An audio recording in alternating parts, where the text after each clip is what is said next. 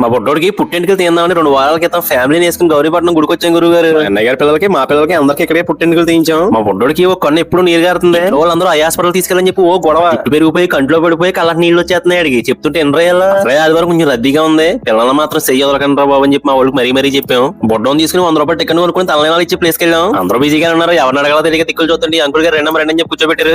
చాలా మంది పిల్లలు కుక్క పెట్టి తెగేడి చేస్తున్నారు. మా వాడు మాత్రం ప్రస్తుతం ఎడతలేదు. కొంచెం ఓపిక ఎక్కువ ఏదో నాకులాగే. మా అమ్మాయి గుండె చేయించినప్పుడు అయితే మెలికలు తిరిగేసి కుక్క పెట్టి ఏడ్చేసింది. ఆపలపోయి నేను 10th క్లాస్ పాస్ అయిన తర్వాత ఇక్కడే గుండె గీయించాం. అదే లాస్ట్ మళ్ళీ మొక్కించుకోలేదు, గుండె గీయించుకోలేదు. అంకుల్ గారు గుండె గీయడంలో ఆరితేరిపోయినట్టున్నారు. అలవోగా గీసేస్తున్నారు. మా పొట్టోడికి బాధ అంతా మనసులో పెట్టుకుని ఒకేసారి బర్స్ట్ అయిపోయాడు. ఇంకా మీద ఏదో చేసేస్తున్నారని ఇప్పుడే అర్థమైన ఉంటుంది. అడిగి పుట్టింటికలు గుండె గీయించడం అంటే మామూలు విషయం కాదమ్మా, కొంచెం గట్టిగా ఇవ్వమా అన్నారు. 100 రూపాయలు ఇచ్చి నేను చాలా ఎక్కువ ఇచ్చేసానేమో నేను అనుకుంటే అంకుల్ గారు మాత్రం సాటిస్ఫై అవ్వలేదు. ఇప్పుడు మా ఊరు గుండె గీసిన బాధ నుంచి తేరుకుంటున్నాడు. అయిపోయినట్టు పెద్ద క్యాన్ అయినా పులిహార చేయించుకుని వచ్చాం. తినేద్దామని కూర్చున్నాం. మా వదిన గారు పులిహార మొత్తం అందరికీ వడ్డించారు. పులిహార ముందే ప్లాన్ చేసుకుని ఎక్కువ వండించుకొచ్చాం. మిగిలిన మొత్తాన్ని గేట్ దగ్గర ఉన్న కొంతమందికి పంచేయాలని చెప్పి ఇంటి దగ్గరే అనుకున్నాం. కొన్ని పులిహార విత్ వేరుశెనగ గుళ్ళు చాలా బాగుంది. రేట్లో వేసుకుని పులిహార మొత్తం పంచేద్దామని భార్య నేను బయలుదేరాం. భార్యకి స్టార్టింగ్ లోనే షాక్ తగిలింది. నీకు ఎలాంటి ఏం వద్దామని నాకు డబ్బులు ఇవ్వండి అంటున్నాడు. వద్దన్న వాళ్ళు బతిమాలకూడదు, కావాలనుకున్న వాళ్ళు వదలకూడదు అని చెప్పి భార్యను ముందుకు నడిపించాను.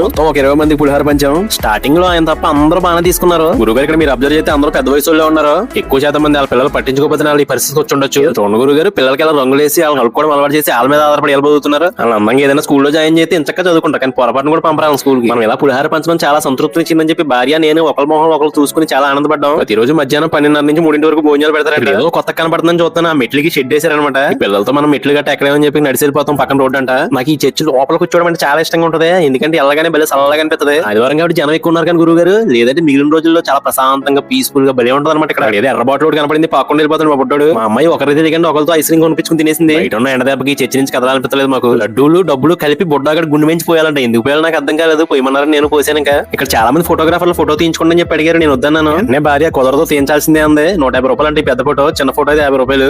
ఫోటోలు చోపలు వచ్చినాయి గురుగారు. క్వారీ గోయా ఇప్పుడు పెద్ద చెరువులో తయారైంది. అది రన్నింగ్ లో ఉన్నప్పుడు ఆ క్వారీలో మా నాన్న చాలా కాలం పనిచేయడం దోలు తీరిపోయింది గురుగారు. మామూలుగా లేదు అసలు. మా ఊళ్ళో ఆటో ఎక్కిచ్చేసి నేను మాత్రం బండి మీద ఇంటికి వెళ్ళిపోయాను. ఉంటాను గురుగారు.